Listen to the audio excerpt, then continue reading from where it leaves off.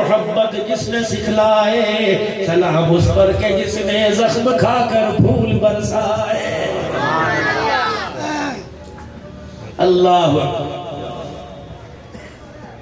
ایک روٹی اپنے بیٹے کے آگے سے، پوتے کے آگے سے صدیق اکبر نے اٹھائی، اور اٹھانے کے بعد فقیر کو کہا بس اب یہی گھر میں ہے، کھا، اللہ تیرا بھلا کرے۔ رحمت دو عالم صلی اللہ علیہ وسلم نے جب صدیق کا یہ خیرات اور صدقہ سنا، صدیق اکبر بھی سر جھکا کے کھڑے، ساری مسجد نبوی خاموش، کوئی آواز نہیں، خاموش۔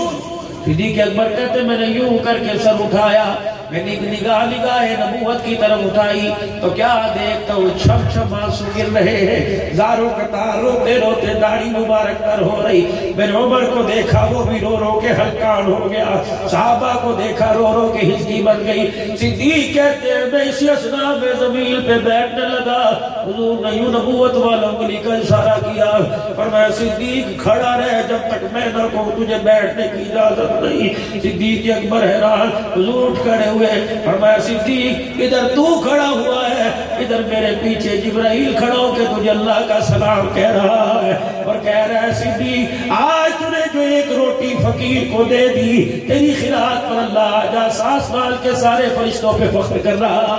سبحان اللہ۔ جب یہ دریا بات بنے گی،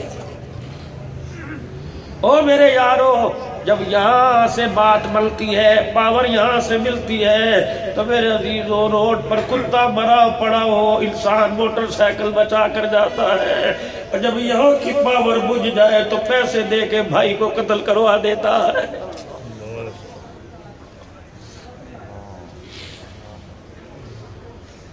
جب یہاں سے اللہ کے نور، میرے عزیزو نور کی بیٹری متاثر ہونا شروع ہو جائے تو بیل کا حق کھا کر ڈکار مار جاتا ہے۔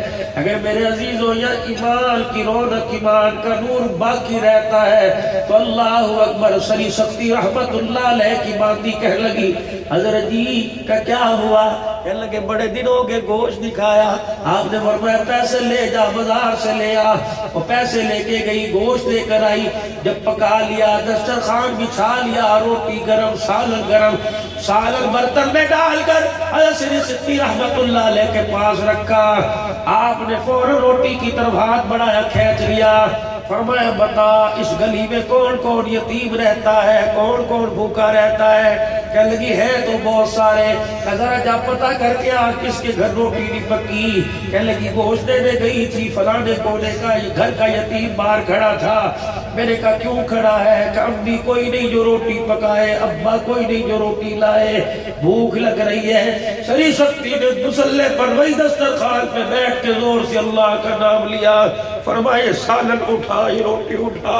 اگر فقیر نے یتیم سے پہلے کھا لی تو روزے والا بھی ناراض ہو جائے گا، عرش والا بھی ناراض ہو جائے گا۔ یا روٹی فقیر کو دے آ، یا یتیم کو دے کے آ، اور گھر آ کے بیٹھ جا۔ بھردی نے ایسے ہی کیا، خادمہ نے ایسے کیا، روٹی دسترخوان اٹھا کہ اس یتیم کے گھر دے آئی۔ کہنے لگی بابا بتا تو صحیح اتنی جلدی فیصلہ کیوں کیا؟ کہا بچی کہ میں کھاتا تو کھاتی، پیٹ میں جاتا پخانے کے ذریعے زمین پر آ جاتی، رب کعبہ کی قسم ہے یتیم نے کھایا، اس کے پیٹ میں جا کے یہ زمین پہ نہیں جائے گا، سیدھا عرش اللہ پہ چلا جائے گا۔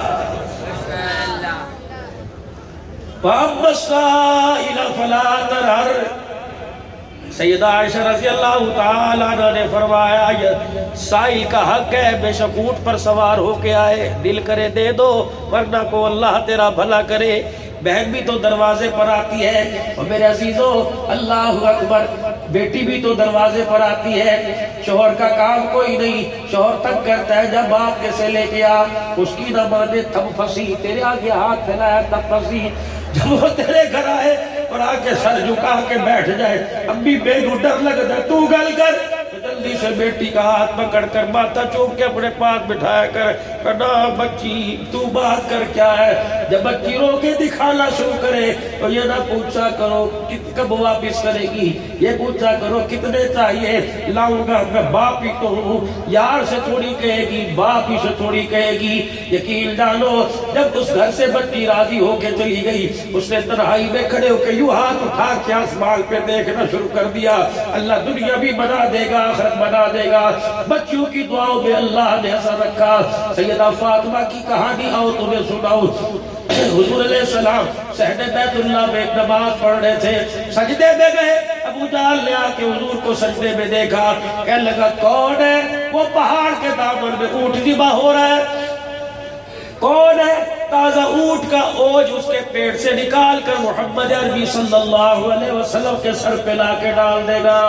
عقبہ بن ابی معیط کھڑا ہوا، کہنے لگا میں لے کے آؤں گا۔ حضرت عبداللہ بن مسعود دیکھ رہے تھے، کہنے لگے ہاتھ جوڑ دو، نہ کر۔ وہ اپنے دونوں ہاتھوں سے زوراور جوال تھا، اپنے دو ہاتھوں سے اونٹ کا اوج اٹھا کے لایا، حضور کے سر پہ ڈال دیا۔ عبداللہ بن مسعود رضی اللہ عنہ تو صحابہ میں سب سے دبلے صحابی، کوئی آدمی بیٹھا ہوتا یہ کھڑے ہوتے قد میں برابر قد لگتا۔ انہوں نے اپنی گندی سی جال سے اونٹ کا اوج کھینچا نہ گیا، سیدھے دوڑے جا کے دروازہ بجایا۔ ماں فاطمہ دروازے پر آئی، چچا کیا بات ہے؟ کہ ابا اونٹ کی اوجڑی کے نیچے دبا ہوا ہے۔ سیدہ نے چادر لی، پردہ لیا، آئی، ایک طرف سے عبداللہ بن مسعود رضی اللہ تعالی عنہ نے زور لگایا، ایک طرف سے سیدہ فاطمہ نے اونٹ کی اوجڑی کو کھینچا۔ جب آپ علیہ السلام سے علیحدہ کر دی، سیدہ نے ننھے ہاتھوں سے اپنے ابا کے سر اور کپڑوں کو صاف کیا۔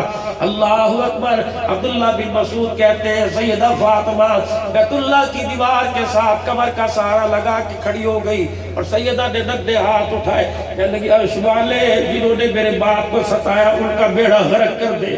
حضور علیہ السلام اٹھے اور بیٹی کے منہ پر ہاتھ رکھا، فرمایا بیٹی بد دعا نہ کر، اے بیٹی بد دعا نہ کر، محمد زحمت بل کے نہیں آیا، محمد رحمت بل کے آیا ہے۔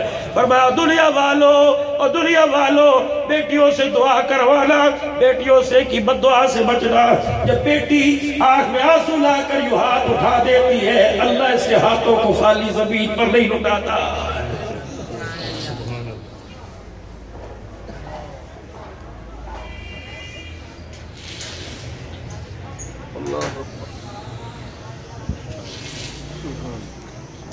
یا تو جس بیٹی کی رخصتی ہو جائی، بھائی کہنا چنگا مگرو لتھی جان چھٹ گئی، تجھے کیا پتا رحمت کا درخت ہی تیرے گھر سے کٹ گیا ہے، تجھے کیا پتا رحمت کی چھاؤں تیرے گھر سے چلی گئی۔ او میرے عزیزوں، میرے نبی کو اس مرض کا پتا تھا۔ نماز کے سجدوں پہ نیکیوں کا وعدہ، روزے پر نیکیوں کا وعدہ، حج پر نیکیوں کا وعدہ۔ میرے عزیزوں ایک عمل بتلایا، منبر پر آ کر کھڑے ہو گئے، صحابہ اکرام آ گئے، فرمایا لوگوں جس کے 3 بیٹیاں پیدا ہو، جس کے پیدر میں ایک کے پیچھے ایک 3 بیٹیاں آ جائیں، ان کے نام اچھے رکھے، جوان ہو جائے، انہیں تعلیم قرآن کی دے، پھر اچھے گھرانوں میں رشتے کر کے اللہ کا شکر ادا کرے۔ فرمایا قیامت کے دن پریشان نہ ہونا، دنیا مجھے تلاش کرے گی، میں اس 3 بیٹیوں کے باپ کو تلاش کروں گا۔ جہاں نظر آ گیا اللہ کے سامنے اپنے ساتھ لے کے ایسے کھڑا ہو جاؤں گا جیسے شہادت والی انگلی کے ساتھ درمیان والی انگلی ہے، لوگوں کا حساب ہوتا رہے گا، میں بیٹیوں کے باپ کو جنت کی چوکھٹ بھی پار کروا کے آ جاؤں گا۔ ایک صحابی کھڑے ہوئے کہنے لگے یا رسول اللہ میرے 3 نہیں میری 2 ہے۔ آپ نے فرمایا تیرے لیے بھی وعدہ کر لیا، خدا بھلا کرے۔ ایک صحابی بیچ میں کھڑے ہو گئے، کہنے لگے کملی والے ایک بیٹی کے بارے میں کیا حکم ہے؟ دریائے کرم جوش میں آیا، فرمایا ہاں وعدہ کرتا ہوں جس کے ایک بیٹی بھی پیدا ہو گئی محمد اسے بھی ساتھ جنت کے اندر لے کے جائے گا۔ پتا تھا یہ مرض امت میں آ جائے گا، اسی کے بارے میں حضور نے تاکید فرما دی۔ بات کرنے کا میرا عزیزو مقصد یہ، جب یہاں اللہ کے ایمان کا، اللہ کے دیے ہوئے ایمان کا نور جب روشن ہوتا ہے تو آنکھ بھی روشن ہوتی، کان بھی روشن، زبان بھی روشن، ہاتھ بھی روشن۔ میرے عزیزوں پھر گھر کا دروازہ کسی کا کھلا دیکھ کے نظریں جھکا لیتا ہے۔ جب میرے عزیزوں اندر کا نور ختم ہو جاتا ہے، اس کی روشنی مادت پڑ جاتی ہے تو بیٹی پر بھی میرے عزیزوں بے غیرتی کی نگاہ اٹھنے لگ جاتی ہے۔ اندر کا نور، اللہ اکبر میرے عزیزوں، اندر کا نور، اندر کا نور میرے عزیزوں، اندر کا نور بنا لو، اندر کا نور روشن کر لو۔ یہ کیسے ملے گا؟ جناب حضرت محمد مصطفیٰ صلی اللہ علیہ وسلم کے نورانی مبارک طریقوں کو پر عمل کرنے سے ملے گا۔ یہ کیسے ملے گا؟ قرآن کی تلاوت سے ملے گا۔ آج ان بچوں نے قرآن پاک پڑھا، ان کے باپوں کا چہرے کی زیارت کر لو، خدا پاک کی قسم ہے، اللہ اکبر، میں نے کسی کو کہا نیک ہے، کسی نے کسی کو کہہ دیا نیک ہے، پیر نے مرید کو کہہ دیا نیک ہے، شاگرد کو استاد نے کہہ دیا نیک ہے، اور جو قرآن حافظ کر لے پروردگار عالم کا پیارا نبی اس کے بارے میں تمہارا یہ نیک ہے۔ قیامت کا دن ہوگا، ماں باپ کے سر پر ایسا نور کا تاج ہوگا، ایک موتی کی قیمت ساری دنیا چکا نہیں سکتی۔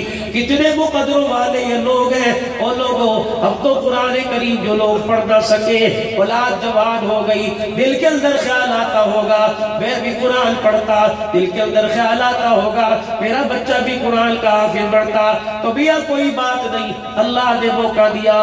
گجرانوالہ کے اندر کتنے ایسے مدارس ہیں جہاں میرے عزیزوں بچے قرآن پاک پڑھ رہے ہیں، کئیوں کا والی وارث ہے، کئیوں کا والی وارث ہے کوئی نہیں، کئیوں کے ہیں، لیکن ان کے اندر بچوں کے اتنی بھی میرے عزیزوں طاقت نہیں کہ سال کے بعد گاڑی کا کرایہ خرچ کر کے اپنے بچے سے آ کے ملاقات کر سکے۔